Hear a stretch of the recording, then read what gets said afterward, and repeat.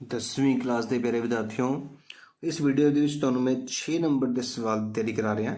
ਸਾਡੇ 6ਵੇਂ ਚੈਪਟਰ ਦੀਆਂ 3 ਥਿਓਰਮਾਂ, ਜਿਹਦੇ ਵਿੱਚੋਂ ਇੱਕ BPT ਹੈ, ਜਿਸ ਦੀ ਵੀਡੀਓ ਮੈਂ ਪਹਿਲਾਂ ਹੀ ਤੁਹਾਨੂੰ ਭੇਜ ਚੁੱਕਾ ਹੈ। ਬਹੁਤ ਹੀ ਸੌਖੇ ਢੰਗ ਨਾਲ ਤੁਹਾਨੂੰ ਯਾਦ ਕਰਾਈ ਹੈ। ਜੇ ਕਿਸੇ ਨੇ ਮੇਰੇ ਬੇਟਾ ਤੱਕ ਉਸ ਵੀਡੀਓ ਨੂੰ ਪ੍ਰਾਪਤ ਨਹੀਂ ਕੀਤਾ ਹੈ ਤਾਂ ਜ਼ਰੂਰ ਮੇਰੇ ਚੈਨਲ 'ਤੇ ਜਾ ਕੇ ਤੁਸੀਂ ਉਸ ਵੀਡੀਓ ਨੂੰ ਦੇਖ ਸਕਦੇ ਹੋ। ਲੇਕਿਨ ਉਸ ਲਈ ਤੁਹਾਨੂੰ ਮੇਰੇ ਚੈਨਲ ਨੂੰ ਪਹਿਲਾਂ ਸਬਸਕ੍ਰਾਈਬ ਕਰਨਾ ਹੋਏਗਾ, ਤਾਂ ਜੋ ਮੇਰੇ ਵੱਲੋਂ ਬਣਾਈਆਂ ਗਈਆਂ ਵੀਡੀਓਜ਼ ਤੁਹਾਡੇ फ़ोन 'ਤੇ ਸ਼ੋ ਹੋ ਸਕਣਗੀਆਂ। नंबर 2, दूजी थ्योरम से बेटा जी मैं हूँ करान जा रहे हैं तुहाडे कोल है पाइथागोरस थ्योरम। इस तो बाद एक तीजी थ्योरम होर तुहानूं भेजी जाएगी मेरे वालों, तो इस करके मेरे चैनल नूं सबसक्राइब करना ते बैल आइकन नूं दबाना तुहाडे लई बहुत लाभदायक होएगा, क्योंकि इस तो बाद मेरे वालों बनाई गई वीडियोज़ तुहाडे फोन ते ऑटोमैटिकली शो हो जाणगीआं। हुण इस थ्योरम दे विच दो तरह का क्वेश्चन तुहानूं आ सकदा है बेटा। एक तो क्वेश्चन आ सकता है कि पाइथागोरस प्रमेय नूं लिखो ते सिद्ध करो, state and proof Pythagoras theorem. लेकिन एक इस तरह का भी क्वेश्चन आ सकता है, सिद्ध करो कि एक समकोण त्रिभुज विच कर्ण दा वर्ग बाकी दो भुजावां दे वर्गां दे जोड़ दे बराबर हुंदा है, जां show that in a right angle triangle the square of the hypotenuse is equals to sum of square of other two sides. जेकर तुहानूं क्वेश्चन इस तरह का आंदा है, पाइथागोरस प्रमेय नूं लिखो ते सिद्ध करो, फिर तुहानूं ये जिहड़ी याद कीती होएगी स्टेटमेंट पहलां वो लिखनी होएगी। समझ लग रही है? स्टेटमेंट लिखनी होएगी तो फिर तुसी थ्योरम करोगे।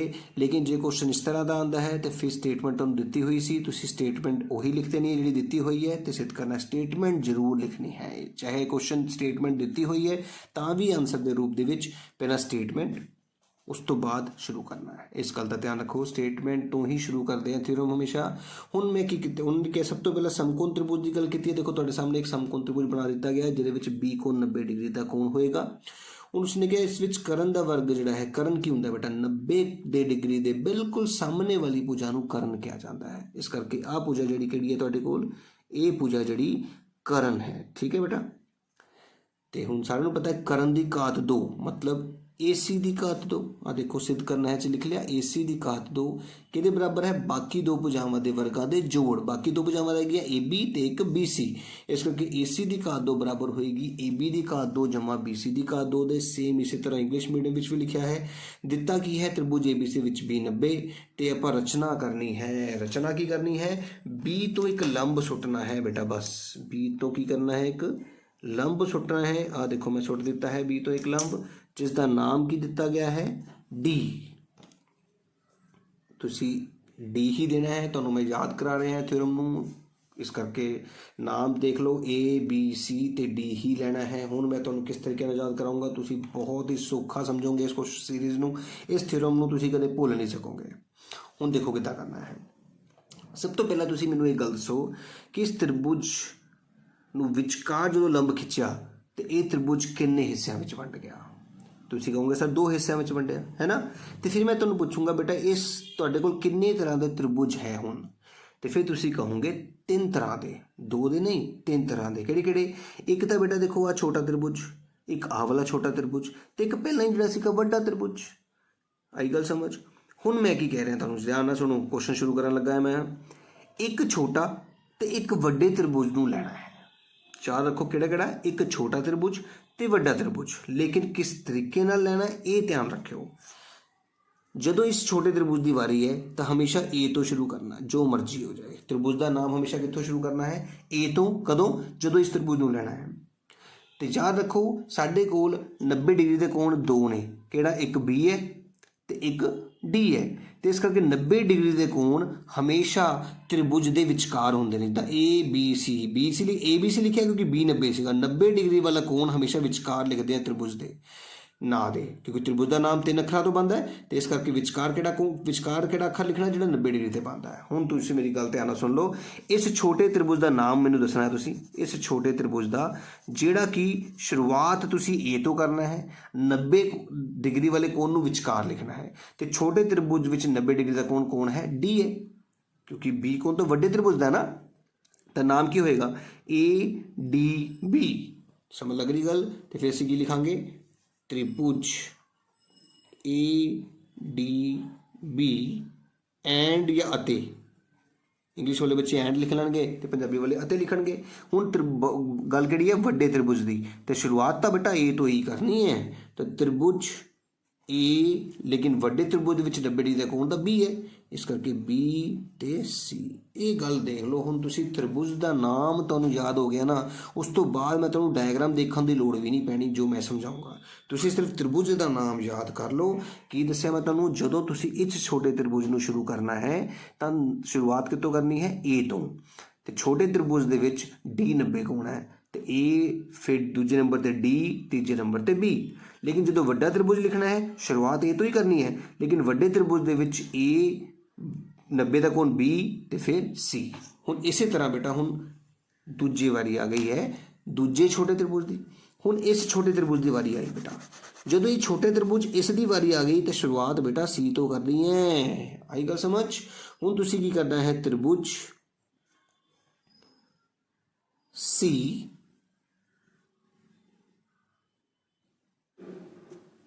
छोटे त्रिभुज दे विच डी ते बी अते वड्डा त्रिभुज शुरुआत सी तो ही होनी है, ते बी सी बी ते ए। तो ये देख लो हुण तुसीं, जे तुहानूं दो त्रिभुज जिहड़े आ चंगी तरह याद हो गए ने, मैं एक होर सौखा तरीका दे सकदा है। जेकर तुहानूं मेरे आह वाले त्रिभुज याद हो गए ने, किहड़े A D B A B C, जे आ याद हो गए तो ये त्रिभुज मैं तुहानूं डायग्राम तो बगैर भी दस सकदा किवें। ए नूं सी च बदल दिओ तो सी नूं ए च। मेरी गल समझ लगी कि नहीं लगी। जिथे ए लिखिया सीगा उत्थे की लिख देना है सी, ते जिथे सी लिखिया सी उत्थे की लिख देना है ए। हुण इहनूं सौखा करके दस्सां, देखो ए नूं बना देना है सी, बनाता। ए नूं बना देना है सी ते सी नूं बना देना है ए, बाकी सारे सेम। हुण तुसीं देख सकते हो सी डी बी ते सी बी ए, टेंशन ही खत्म। कितना सौखा है। ए नूं की बनाया है सी ते सी नूं की बनाया है ए। बस इस त्रिभुज नूं याद कर लो ते उस तो बाद ए सी नूं बदल दो, हो गए याद। हुण तां नहीं भुलदे, किसी नूं नहीं भुलदे। हुण आपां अगे चलीए, त्रिभुज दे नाम चंगी तरह याद करन तो बाद हुण आपां अगे चलण लगे हां। ध्यान नाल देखना साਰਿਆਂ ने। हुण डायग्राम की लोड़ नहीं है, मैं याद करा रहा तुहानूं। देखो ध्यान नाल, पहला कोण पहले दे बराबर, कोण ए बराबर कोण ए। याद करो ध्यान नाल, देखो मैं किस तरीके नाल समझा रहा, जिसका कारण हुंदा है सांझा कोण। की कारण है, सांझा कोण। इंग्लिश विच इहनूं असीं की कहांगे, कॉमन एंगल। की बोलांगे, कॉमन एंगल। लगी गल समझ। नंबर 2 ध्यान नाल देखी जाओ, दूजा कोण दूजे दे बराबर, कोण डी बराबर कोण बी, कारण हरेक 90, हरेक 90। English which each 90। ते तुहाडे किन्ने कोण बराबर हो गए, 2। इस करके कोण कोण समरूपता तो, कोण कोण समरूपता तो, इंग्लिश वाले बच्चे की लिखते हैं थे, एंगल एंगल सिमिलैरिटी। लगी गल समझ। ध्यान नाल समझो, यही त्रिभुज के नाम लिखने ने, कोई चेंज नहीं है। त्रिभुज ए डी बी, त्रिभुज ए बी सी हुण समरूप होए ने। समरूप का चिन्ह सिर्फ उल्टा एस हुंदा है, बस। हुण इत्थे तक तुसीं मैनूं ध्यान नाल दसो, तुहानूं वधिया तरीके नाल समझ आई कि नहीं आई। त्रिभुज के नाम तुहानूं याद हो चुके सी। पहले कोण नूं पहले कोण के बराबर करना है, दोनों कोण सेम ने, इस करके साझा कोण, कॉमन एंगल। दूजा कोण दूजे के बराबर क्यों है, क्योंकि तुहानूं याद है मैं दस्सिया सीगा विचकार 90 डिग्री के कोण हुंदे ने, इस करके ईच 90 आ गया। कौन कौन समरूपता ਜਾਂ एंगल एंगल सिमिलैरिटी, तो दोनों ट्रायंगल समरूप हो गए। समरूप अते ਦੀ ਥਾਂ समरूप का चिन्ह लग गया। सेम इसे तरीके नाल हुण आपां दूजे पासे चलते हाँ, तो हुण तुसीं आप दसोगे कि तुसीं की लिखोगे। यस बिल्कुल सही। पहला कोण पहले कोण के बराबर, मतलब कोण सी बराबर कोण सी, जिसका कारण तुसीं मैनूं हुणे हुणे दस्सिया सांझा कोण। बिल्कुल ठीक, मैनूं लगदा है बहुत ही वधिया तरीके नाल तुहानूं समझ आ चुका है। तो इंग्लिश वाले बच्चे भी दस दो की लिखना हुण आपां। बिल्कुल सही, कॉमन एंगल। Very good. हुण दूजी वारी है, कौन दसेगा। Yes, D is equal to B. बिल्कुल ठीक, D is equal to B बराबर आ चुका है, जिसका कारण भी तुसीं बिल्कुल सही दस रहे हो, हरेक 90। Very good. उम्मीद कर रहे हैं कि जिहड़ी मेरी वीडियो देख रहे होंगे वो भी मैनूं जवाब दे रहे होंगे पहला ही। तो सॉरी इत्थे आएगा ईच 90 ते कारण बिल्कुल सही। कौन कौन समरूपता लग गया, कौन कौन समरूपता तो बिल्कुल सही। तो जिसमें असीं इंग्लिश विच की बोलते हाँ, एंगल एंगल सिमिलैरिटी। फिर आप त्रिभुज के नाम सेम लिखांगे जिहड़े त्रिभुज के नाम सीगे, त्रिभुज सी डी बी समरूप त्रिभुज सी बी ए। देखो आप हुण तक जिन्ना काम किया असी नहीं देखिया त्रिभुज नूं, असी डायग्राम देख ही नहीं रहे। मैनूं लगदा है तुहानूं बिल्कुल समझ आ चुकी है। हुण आपां अगे चलते हैं। नैक्सट स्टैप किद्दां करना है याद, हुण तुसीं देखोगे बहुत ही सौखे ढंग नाल सिखाउण जा रहे हैं। पहला दूजा अखर, किहड़ा अखर, पहला दूजा अखर है ए डी, तो उधर भी पहला दूजे चकना है ए ते बी। आई गल समझ, पहले नाल दूजा हो गया, हुण पहले नाल तीजा, ठीक है ना। हुण पहले नाल तीजा अखर है ए बी, तो पहले नाल तीजा होएगा ए सी। आई गल समझ। इधर आ जाओ दूजे पासे, सेम मैथड, पहले नाल दूजा है सी डी, पहले नाल दूजा है सी बी, फिर बराबरे पहले नाल तीजा है सी बी, पहले नाल तीजा है सी ए। तो बस 1 2 1 3, पहला दूजा पहला दूजा पहला तीजा पहला तीजा पहला दूजा पहला दूजा पहला तीजा पहला तीजा। तो ये साडे कोल बन गई है एक लड़ी जिहदी असीं हुण तिरछी गुना करन जा रहे हैं। ए बी नूं ए बी नाल गुना किया तो ए बी की घात 2 बन गई। तो ए डी तो ए सी वखरे वखरे ने, इस करके ए डी वखरा तो गुणा ए सी वखरा लिखा गया, जिसनों नंबर 1 दे दिता गया है।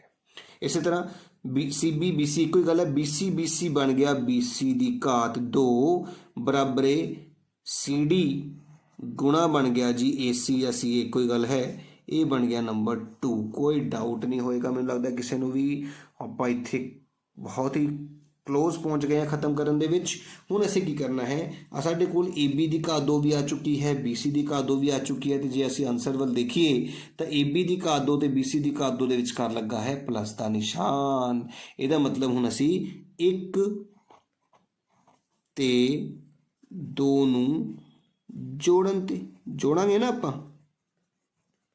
इंग्लिश वाले बच्चे की लिखणगे add first and second, adding first and second. हुण जोड़ करन लगिए तो जोड़ किद्दां करदे हैं सारिआं नूं पता है, खब्बे बराबरे तो खब्बे वाला हिस्सा नूं बराबरे तो खब्बे वाले हिस्से नूं खब्बे वाले हिस्से नाल जोड़दे हैं। मतलब ए बी की घात 2 जमा बी सी की घात 2, खब्बा जमा खब्बा हो गया। हुण सज्जा जमा सज्जा हुंदा है, इहदा मतलब सज्जा पासा है ए डी गुणा ए सी जमा सी डी गुना ए सी। आई गल समझ, खब्बे पासे विच खब्बे पासे ने जोड़िया बराबर है सज्जा पासा जमा सज्जा पासा। हुण खब्बा पासा तो बेटा यही रहेगा जो है।